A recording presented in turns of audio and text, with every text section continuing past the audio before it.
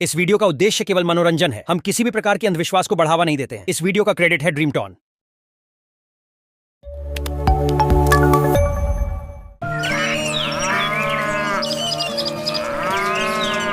एक समय की बात है। एक गांव में एक माँ अपनी 3 बेटियों के साथ रहती थी, जिनका नाम था रीना, मीना और सोना। वो अपनी बेटियों को बहुत प्यार करती थी, लेकिन मुश्किल की बात ये थी कि उस गांव में कोई भी बाजार नहीं था और सामान खरीदने के लिए दूसरे गांव जाना पड़ता था। इसलिए जब भी उसकी बेटियां सामान खरीदने बाजार जाती तो उनसे कहती, मेरी प्यारी बेटियों, तुम्हें जो चाहिए वो खरीद लो। माँ की बात सुनकर उसकी रीना और मीना ज्यादा से ज्यादा जितना हो सकता था सभी सामान खरीद लेती हैं। औरतों की पसंद का हर सामान वो अपने थैलों में भर लेती, लेकिन उस औरत की तीसरी बेटी सोना कुछ भी ज्यादा नहीं खरीदती। एक बार जब वो सब बाजार गईं, सबने फिर अपनी पसंद की चीजें लीं, लेकिन सोना चुप रही क्योंकि उसे कुछ भी चीज नहीं खरीदनी थी। इसलिए उसकी माँ ने पूछा, सोना, क्या तुम्हें कुछ भी नहीं चाहिए? तुम कुछ भी क्यों नहीं खरीद लेती हो? नहीं माँ, मेरा मन कुछ भी लेने का नहीं करता। मुझे कुछ भी अच्छा नहीं लगता। तो मुझे केवल गेंदा के फूल लेकर दे दो। मुझे गेंदा के फूल बहुत पसंद है। उसकी माँ ने सोचा, मेरी सोना कभी कुछ नहीं मांगती। गेंदा के फूल तो जंगल से मुफ्त में ही मिल जाएंगे।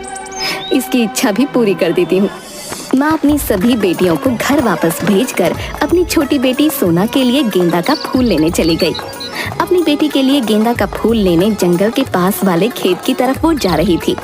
उसने उसकी बेटियों का खरीदा हुआ सामान अपनी पीठ पर लादा हुआ था और वो धीरे धीरे चल रही थी।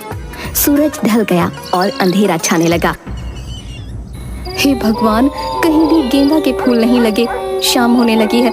लगता है खाली हाथ ही वापस जाना होगा। माँ को रात में दिखाई नहीं देता था, इसलिए वो रास्ता भूल गई और चलते चलते वो एक भयानक जंगल में पहुँच गई। माँ को बहुत डर लग रहा था, लेकिन फिर भी वो हिम्मत बांधकर आगे चलती रही। जंगल में कुछ और आगे जाने पर उसे एक बड़ा ही खूबसूरत राजमहल दिखाई पड़ा। अरे, इस जंगल में कोई राजमहल है? ये तो मुझे नहीं पता था। थोड़ा आगे बढ़ने के बाद उसने देखा कि महल के चारों तरफ गेंदा के फूल लगे हुए थे और गेंदा के फूलों से पूरा राजमहल का बगीचा महक रहा था। बड़ा ही सुंदर दृश्य था। अचानक उसे याद आया कि उसकी छोटी बेटी सोना के लिए उसे गेंदा के फूल लेने हैं। न जाने कैसे ये बात भूल गई। मैं बहुत बूढ़ी हो गई हूँ। उसने सोचा कि उसे सबसे पहले फूल तोड़ लेने चाहिए। जैसे ही उसने फूलों को तोड़ा, तुरंत ही एक भयानक राक्षस वहाँ आ गया और बोला, तुमने मेरे बगीचे के फूल तोड़े हैं। मैं तुम्हें कैद करूंगा। भैया, मेरी बेटियां अनाथ हैं। मैं वापस नहीं गई तो वो मर जाएंगी। मैं तो अपनी बेटी सोना की इच्छा पूरी करने आई थी। सोना? अच्छा, तो उसके लिए तुमने ये फूल तोड़े। अब इन फूलों के बदले में तुम्हें अपनी बेटी सोना मुझे देनी होगी। लड़कियों की माँ बुरी तरह से डर गई।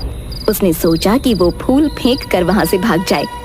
लड़कियों की माँ जोर जोर से रोने लगी। आखिरकार उसे उस राक्षस को वचन देना पड़ा।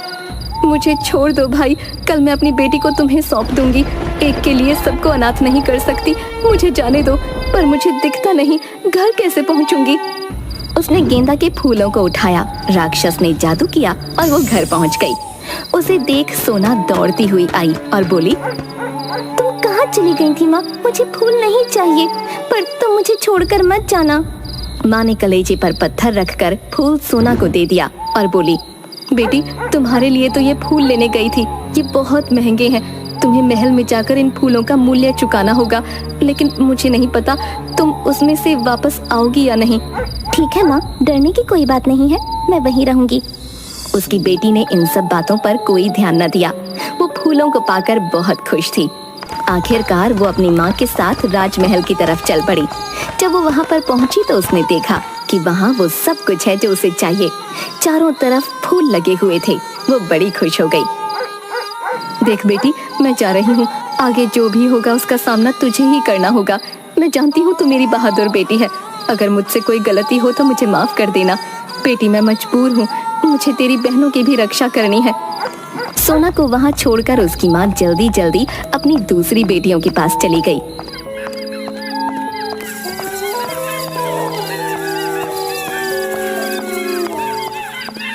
सोना चारों तरफ लगे गेंदा के फूलों को तोड़ने लगी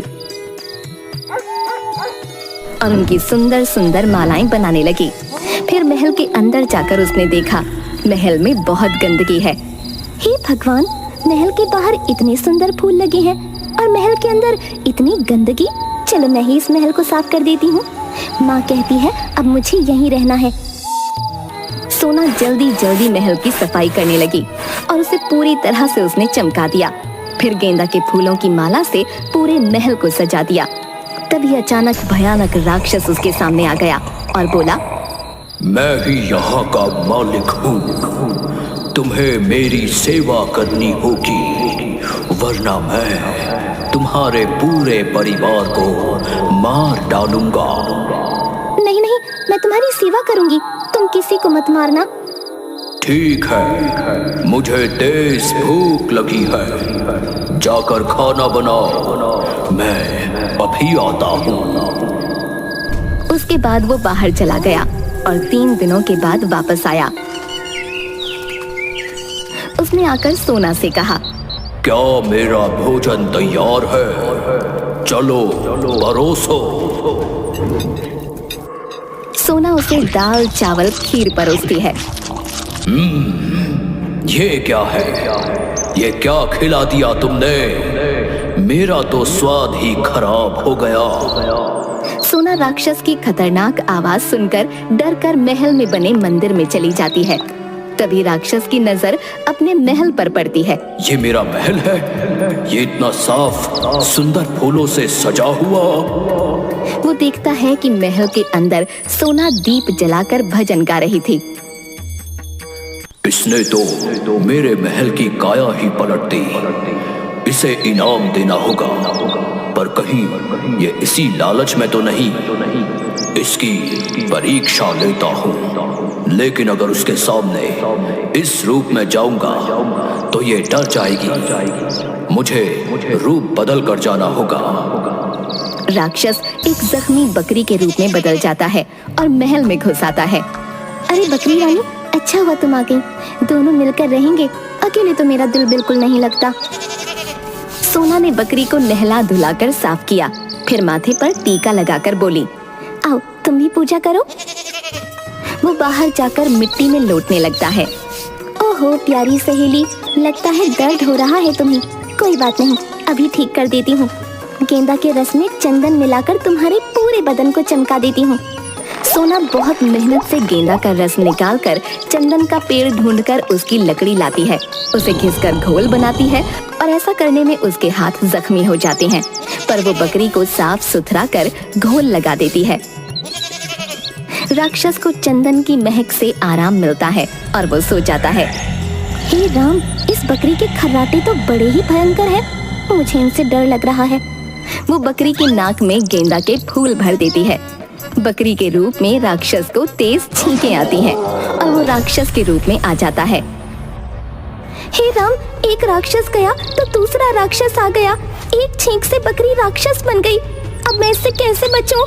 वो भागकर गेंदा के बगीचे में छुप जाती है और सोचने लगती है, तैयारी तैया, एक छींक ने बकरी को राक्षस बना दिया, अब तो राक्षस से बचने के लिए मुझे भी छींकना होगा। शायद मैं भी कोई भयानक चुड़ैल बन जाऊं, इसका मुकाबला तो तभी कर सकते हैं। सोना ने अपनी नाक में गेंदे के फूल की डंडी डाली और जोर से छींकी। बहुत बढ़िया, अब डरने की कोई बात नहीं, अब इस बकरी राक्षस का काम तमाम करती हूँ। अरे ओ बकरी राक्षस, जरा सामने तो आ, मैं तुझसे डरने वाली नहीं। तुझे क्या लगा एक छींक में तू राक्षस बन सकती है, तो क्या मैं कोई चुड़ैल नहीं बन सकती? देख मैं क्या बन गई हूँ। राक्षस उसे देखकर हंसता है और कहता है, तुम अभी भी सोना ही हो। और सुनो, मैं बकरी नहीं हूँ, असली राक्षस हूँ। क्या तुम मुझसे शादी करोगी? मुझे तुम बहुत पसंद हो। मैं और राक्षस से शादी? तुम तो पहली रात में ही मुझे खा जाओगे। ना बाबा ना, मैं तुमसे शादी नहीं करूँगी। मैं जानता हूँ मैं बहुत बदसूरत हूँ, इसलिए कोई भी मुझसे शादी नहीं करना चाहता। मेरे लिए तो यही अच्छा है कि मैं मर जाऊं, लेकिन डर के मारे कोई मुझे मारने भी नहीं आता। तुम मेरी मदद करो। मदद? मैं भला तुम जैसे राक्षस की क्या मदद कर सकती हूँ? तुम मुझे मार दो। अगर तुम मुझे मार दोगी तो यही मेरी सबसे बड़ी मदद होगी और मैं तुम्हें छोड़ दूंगा। सोना, मेरे हाथ में जो तलवार है उसे लेकर मेरा सर काट दो। सोना जोर जोर से रोने लगी क्योंकि उसे इस तरह की चीजें करने की आदत नहीं थी।